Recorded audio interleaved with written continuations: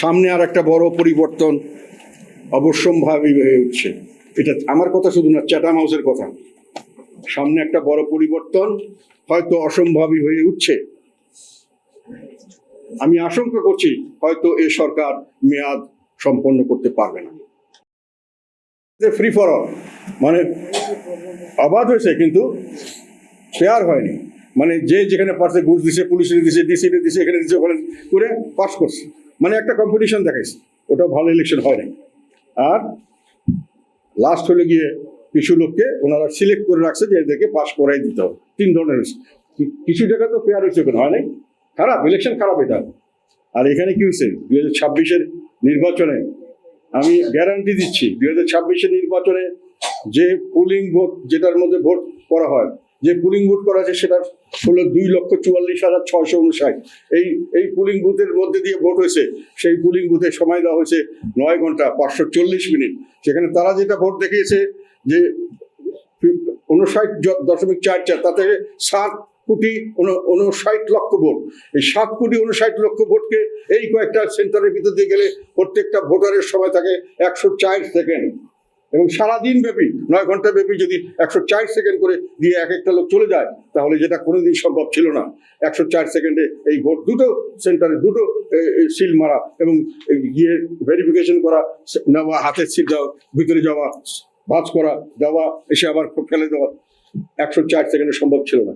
এবং এটা করতে গেলে তাদেরকে, যদি সেরকম লোক আসতো, তাহলে তাদেরকে অন্তত 18 থেকে 20 ঘন্টা, মানে এই 9 ঘন্টার উপরে আরো 20 ঘন্টা তাকে বাড়াতে হতো এবং প্রতিক্ষণে সবসময় লাইন থাকতে হতো। এটা কি হয়েছিল কোথাও? না, অর্ধেক মাত্র ছিল। এবং আমি দেখেছি 3 থেকে 4 মিনিট যদি সময় লাগে, তাহলে আমার হিসেব মতো 1.5 কোটি থেকে 2 কোটি লোক ভোট দিয়েছে। আর তারা ভোট দেখিয়েছে 7,59,00,000, 7.5 কোটি। তার মানে যদি 2 কোটি লোক ভোট দেয়, 5.5 কোটি ভোট তারা ব্যালট বানিয়েছে। এবং এই ব্যালট তারা যেখানে যারে ইচ্ছা দিয়েছে। তার ফলে আলটিমেট যেটা দাঁড়ালো, এখানে 2024-এ শেখ হাসিনার সময় যেটা হয়েছে, সেটা হলো কিছু অংশ হইলেও পিওর ছিল। সেটা কোনো ভালো ভোট আমি বলছি না, এখানে 100%ই ইমপিওর। এটা হলো আমার কথা। সেই জন্য আমি বলেছি যে 2014 এবং 18 এবং 2024-এর ভোটের চেয়ে 2026-এর ভোট সর্বাত্মকভাবে খারাপ ছিল, সব দিক দিয়ে খারাপ। তথাপি আমরা এই ভোটটাকে মেনে নিয়েছিলাম দেশের স্বার্থে, যে সামনের দিকে ভালো একটা অবস্থান সৃষ্টি হবে। কিন্তু আমরা দেখলাম যে অবস্থান সৃষ্টি হলো না। এখন পর্যন্ত বিভিন্নভাবে আমাদেরকে হয়রানি করা হচ্ছে। আমাদের চেয়ে বেশি হয়রানি করা হচ্ছে আওয়ামী লীগের লোক। আওয়ামী লীগের লোকে যারা অপরাধ করছে তাদের শাস্তি আপনি দিতেই পারেন, কিন্তু তাদেরকে আপনি পথে ঘাটে, রাস্তাঘাটে হাঁটতে দিবেন না, ছাত্ররা পরীক্ষা দিতে যাবে দিবেন না, হসপিটালে যাবে রুগী তাকে থাকতে দেবেন না, তার ব্যবসা প্রতিষ্ঠান করতে দেবেন না, জন্মদিন পালন করতে দেবেন না। আমার কথা হলো, শেখ হাসিনাকে আমরা স্বৈরাচার বলি কেন? কারচুপির নির্বাচন করেছিলেন, তাতে করে দায়বদ্ধতা উনি করতেন না। কর্তৃত্ববাদী সরকার কায়েম করেছিলেন, নিজস্ব ক্ষমতা কুক্ষিগত করে। আর কি করেছিলেন? ভিন্ন মতের উপরে অত্যাচার করেছিলেন, তাদেরকে জেল জুলুম, মায়ের পিঠ এটা করেছিলেন। এখন কি তার চেয়ে কম হচ্ছে? এখন কি ফেসিবাদ কম হচ্ছে? এখন কি স্বৈরাচার কম হচ্ছে? যখন আইন করে, যে পার্লামেন্টে আইন করে একটা চলমান রাজনৈতিক দলকে নিষিদ্ধ করা হয়, চলমান রাজনৈতিক দলকে যখন আইনের মাধ্যমে করা হয়, সেটা হলো কালো আইন। আর যে সংসদ এই আইনটি পাশ করে, সেই সংসদ হলো ঘৃণিত সংসদ, কলঙ্কিত সংসদ। এবং এইটা যদি কোর্টের মাধ্যমে করা হয়, আমি মনে করি ওইটাও নিয়ম নয়। আপনি কোর্টকেও আপনি কলঙ্কিত করবেন, এবং ভবিষ্যতে এগুলোর জবাবদিহিতা দিতে হবে। যেখানে আপনি, এবং তারপরে যে অত্যাচার নিপীড়ন করা হয়, এটাই তো ফ্যাসিজম নাকি? রাজনৈতিক কারণে বা রাজনীতি করতেছে। এমনকি সরকারি দলের একজন বলছে, সেটা মুখপাত্র বললো যে আওয়ামী লীগ যে কোনো নাম নিয়ে আসলেও তাকে দিব না। আওয়ামী লীগ এই দেশের নাগরিক না? তাদেরকে যে কোনো নামে, তারা যদি এমনি করতে চায়, নির্বাচন আপনি করতে দিবেন না? তাকে রাস্তায় হাঁটতে দিবেন না? আইন করে আপনি এটা বন্ধ করলেন। সেই আইন, সেই সংসদ, সেই বিচার বিভাগ যদি বিচারালয় করেন, সেটা কি স্বাভাবিক? বলেন, আপনার বলেন। সমর্থক বাঁচার জন্য আমি আওয়ামী লীগের সময় বিএনপির পক্ষে এই কথাগুলি বলেছিলাম যে আপনারা নির্যাতন করছেন, নিপীড়ন করছেন, এটা ঠিক না।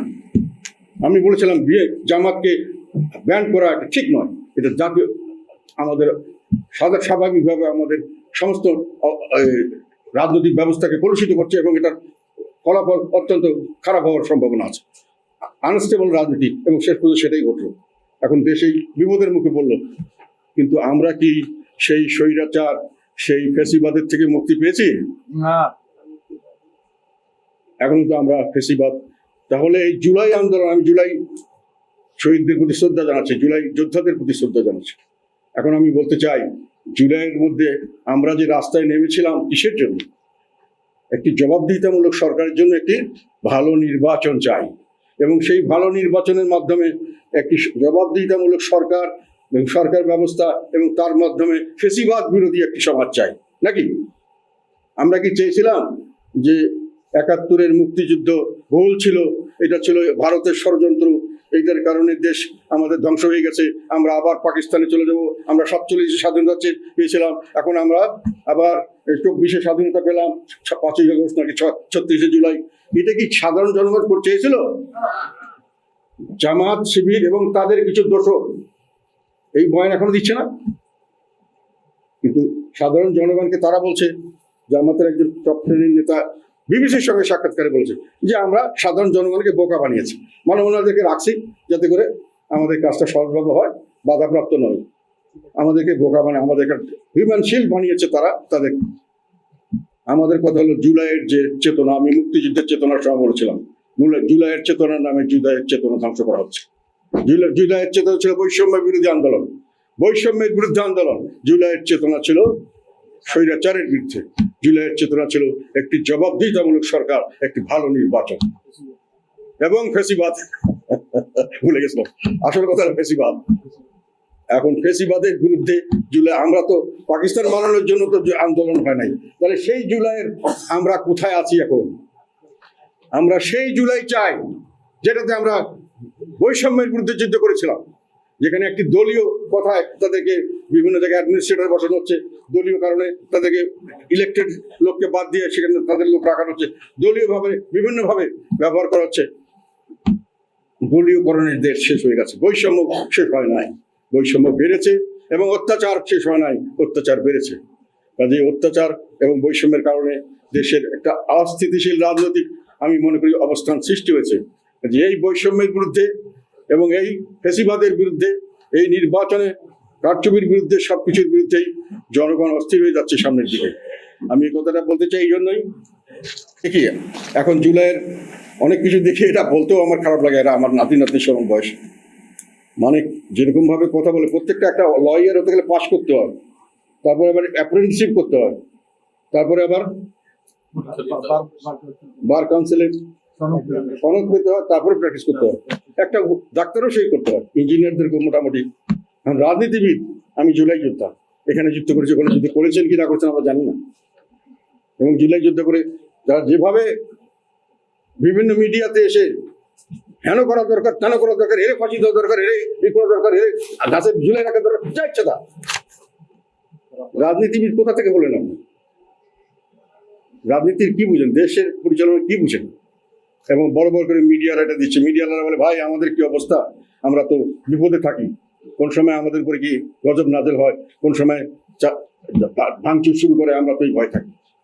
তাহলে কি মিডিয়ার স্বাধীনতা আছে? তা জুলাইয়ের আন্দোলনের নামে আবার চেহারা শুধু সুন্দর, এবং তারা বিয়ে টিয়ে করতেছে ধুমধাম। আমার কত এখানে পয়সা পাচ্ছে কোথায়? এনাদের আয় ইনকাম করতে হইল, এত চটক দাস চেহারা স্রোত কিভাবে আসলো? এবং তারা হঠাৎ করে বিয়ে করছে বড় বড় ভালো ভালো সুন্দরী মহিলা, ওরা আবার কেন আসলো? রাজনীতি কোথায়? না, আমার কথাগুলো কি আমি কারো খারাপ শেষে বলছি না, মনে ওনারা যেরকম বলছেন টেলিভিশনে এসে, আমি তো মাঝে থলে গেছে। রাজনীতিবিদ হইতে আমাদের বহুত সময় লাগছে, এখন রাজনীতিবিদ হয়ে গেছেন, এবং ওনারা নাকি বিভিন্ন জায়গায় নানানভাবে বিয়ে শাদী করবেন, বারো লাক্সারি লাইফ লিড করবেন, এসব বলছেন। এখন আমরা তো আওয়ামী লীগের আমলে এগুলো দেখতে অভ্যস্ত হয়ে গেছিলাম। ছাত্রলীগ তো আমাদের উপর অত্যাচার করছে, এটা তো আমরা না করি না, কিন্তু কথা হলো তারা তো মানুষ, তাদেরকে মানুষ হিসেবে ট্রিট করবে। তারা তো দেশের সিটিজেন, তাকে তো ভোট দিতে হবে। এবং সেই কারণেই তাদেরকে তাদের নর্মাল কার্যকলাপ করতে দিতে হবে, তাদের অধিকারকে দিতে হবে, তাদের কথা বলার অধিকার দিতে হবে। আপনি নিষিদ্ধ ঘোষিত বলে মানুষের কথা বলার অধিকার বরবাদ করতে পারেন না। কোন মিডিয়া হাউসকে কন্ট্রোল করতে পারেন না। মিডিয়া নিজের ভাবছেন, মিডিয়ার স্বাধীনতা সবচেয়ে বড় জিনিস দরকার একটা দেশের গণতন্ত্রের জন্য, একটা দেশের মানুষের অধিকারের জন্য মিডিয়া ইজ ভেরি ইম্পর্টেন্ট। সেই মিডিয়াকে আমরা স্বাধীনতা দিচ্ছি না। এখন এই কারণে দেশকে আমরা একটা অস্থিতিশীল পরিস্থিতি দিকে নিয়ে গেছি। আমি একটা কথা বলতে চাই, এখানে রেসপেক্ট করে তারা 11ই জুন একটা রিপোর্ট বের করেছে।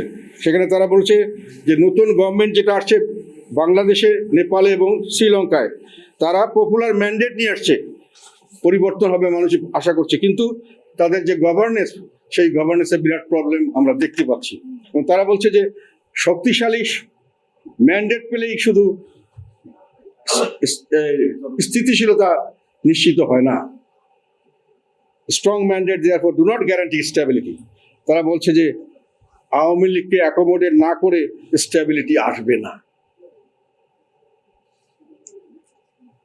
এই কথাটা আমি বললাম এই জন্যই যে আমার আশঙ্কা হচ্ছে যেভাবে আওয়ামী লীগ মাঠে নামছে এবং যেভাবে তাকে মোকাবেলা করা হচ্ছে, ঠিক আওয়ামী লীগ স্টাইল, হই হই করে গিয়ে মাইটপিট করা, পাওয়ার এখন ক্ষমতা আছে, পুলিশ দিয়ে অ্যারেস্ট করা, জেল ভর্তি করা, একই স্টাইল চলছে।